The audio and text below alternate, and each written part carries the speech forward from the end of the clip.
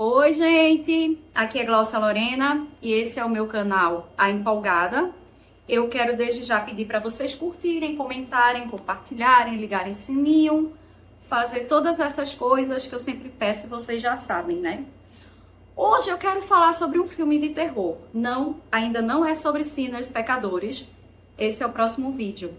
Mas hoje vai ser sobre um filme que estreou em 2020.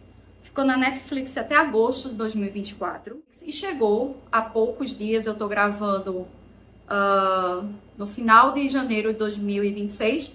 Chegou há poucos dias na Amazon Prime Video, Amazon Prime. Enfim, enlouquecedor os nomes desses streamers, né?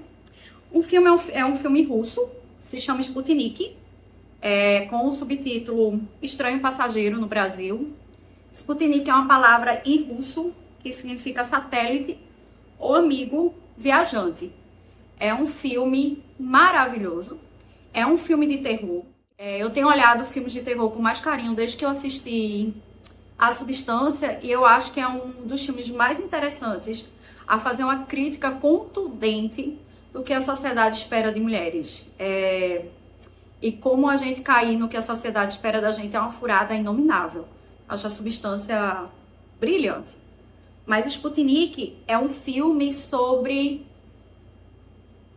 pessoas, situações e coisas que se alimentam do medo da gente e que porque a gente tem medo elas perduram. É um filme sobre o medo. E eu chamo de meu filme da pandemia porque na pandemia eu achei esse filme por acidente. Eu adoro o idioma russo, eu adoro a sonoridade do idioma russo. E eu não vou entrar em geopolítica, eu não vou entrar nesse assunto aqui. Eu sou uma pacifista, tá? E eu acho que país nenhum deve invadir outro país, mas voltemos. E Sputnik é isso, é um filme sobre coisas, pessoas e situações e regimes políticos que se alimentam do medo. A história, basicamente, começa com dois cosmonautas, já que estamos na Rússia, não vamos chamar de astronautas. Na verdade, União das Repúblicas Socialistas Soviéticas, vamos chamar de cosmonautas. Estão numa nave espacial, no espaço, fazendo um trabalho e essa nave é abordada por um ser alienígena. Esse ser alienígena, ele se torna um parasita / simbionte, interroga, porque faz diferença isso. No final vai fazer diferença. De um dos astronautas, de um dos cosmonautas. E esse ser, ele se alimenta do cortisol, liberado quando a pessoa tem medo. Tanto que para essa criatura se alimentar, não é que a criatura vai se alimentar do corpo dos seres que são dados para ele se alimentar. Ele se alimenta do medo que esses seres sentem do cortisol, do hormônio liberado.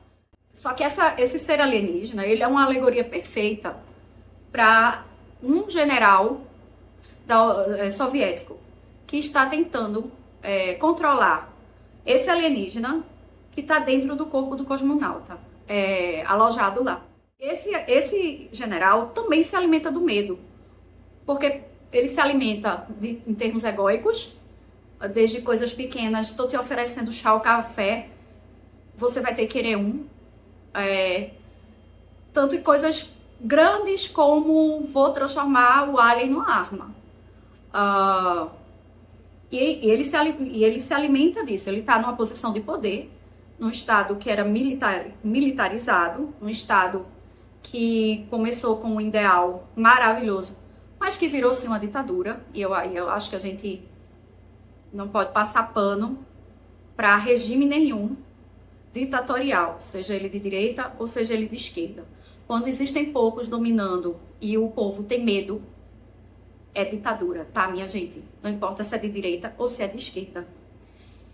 Bom, e esse general se alimenta do medo, porque ele gosta que os outros tenham medo dele, ele gosta de ser obedecido, e ele tem prazer nisso visivelmente. E ele quer, inclusive, colocar medo no ser alienígena. É puxado.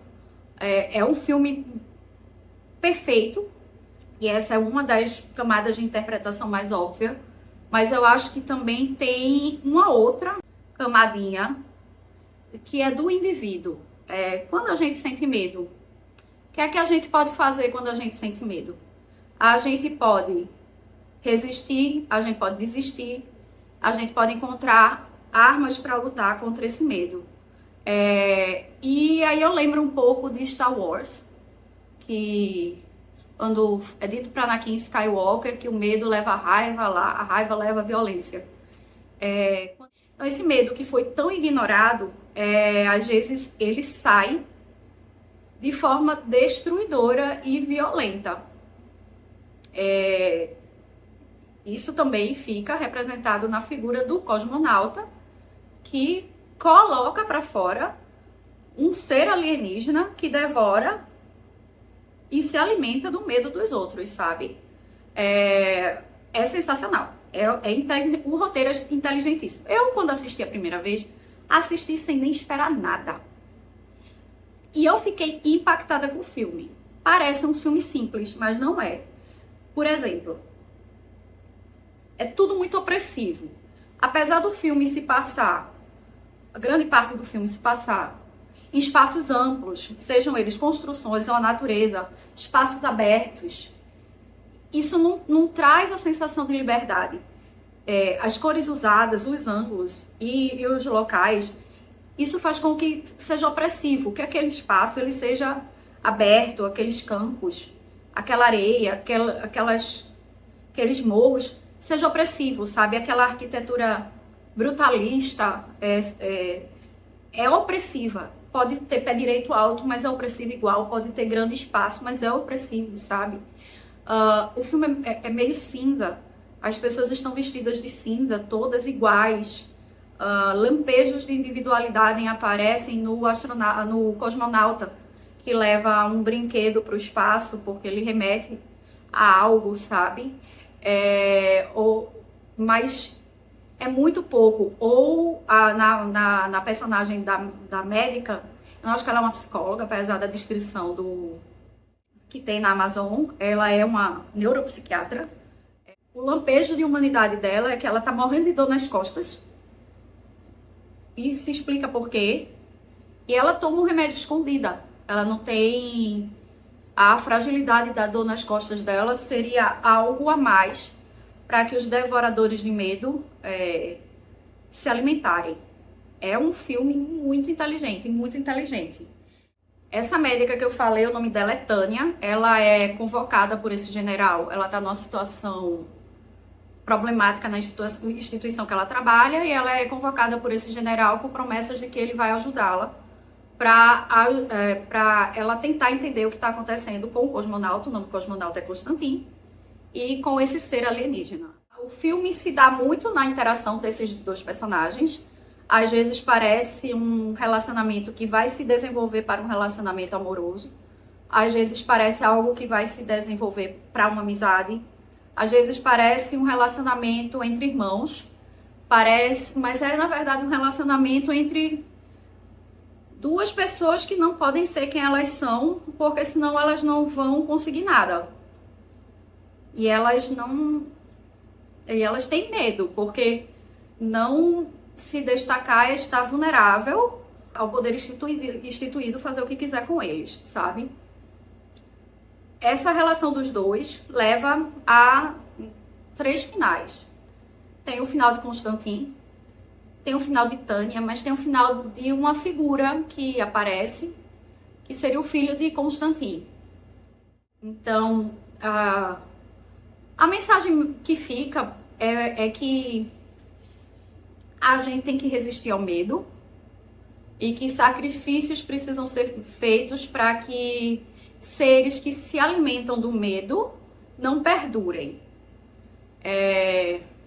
E que os que sobreviverem depois do sacrifício precisam não agir com medo, com raiva, agir com justiça, mas com amor.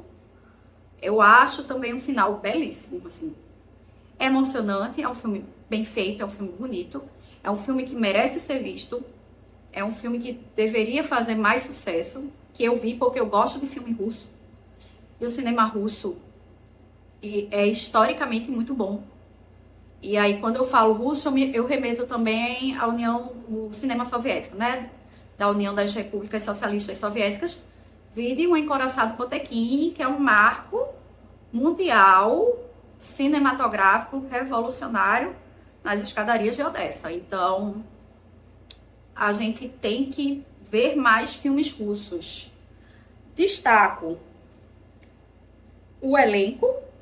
Tem a maravilhosa Oksana Akinshina. Quem assistiu Lilia Forever, que é outro filme que eu indico muito, que eu vi no cinema da Fundação aqui em Recife. Ela faz Tânia, ela é maravilhosa. Minha gente, como ela é boa atriz. Fazia muito tempo que eu não via nada dela atuando, mas como ela é boa atriz. Como a gente tem pouco acesso ao cinema do leste europeu, né? Ainda hoje em dia, que absurdo. O Constantine é feito pelo meu querido, maravilhoso. Vi outros filmes dele já, vi outros filmes com ele já, e eu amei. Piotr Petrovich, ele até é músico também, ele tem um Instagram bem legal. Eu gosto muito do Instagram dele. Não, eu não leio em russo, mas eu boto na função tradução. Adoraria ler russo, porque é um dos idiomas que, como eu mencionei, eu mais adoro a sonoridade. E às vezes eu tô me arrumando para sair de casa e eu boto esse filme só para ficar ouvindo de idioma. Tem um outro filme também com o Petrovich, que é O Piloto, na Amazon Prime, que aí eu boto também para ficar ouvindo o idioma, porque eu realmente gosto da sonoridade do russo. Mas é isso, é uma dica mais rápida. O filme tem umas 2 horas. É um dos filmes mais surpreendentes que eu vi nos últimos tempos. Você acha que vai receber nada e você recebe tudo. Eu tenho ficado impactada e impressionada, e bem impressionada, como os filmes de terror estão oferecendo leituras profundas sobre nosso momento sociohistórico-cultural, sabe? É surreal. Vamos olhar com mais carinho. Vou fazer um vídeo sobre Sinners, porque acho também que em Sinners tem as figuras das criaturas que se alimentam do medo, né? Mas essa é só uma das leituras para os vampiros de Sinners. Mas é isso. Vão lá assistir Sputnik na Amazon Prime. Vídeo mais curto, tá vendo, minha gente? Eu consigo falar menos de 15 minutos. Beijos!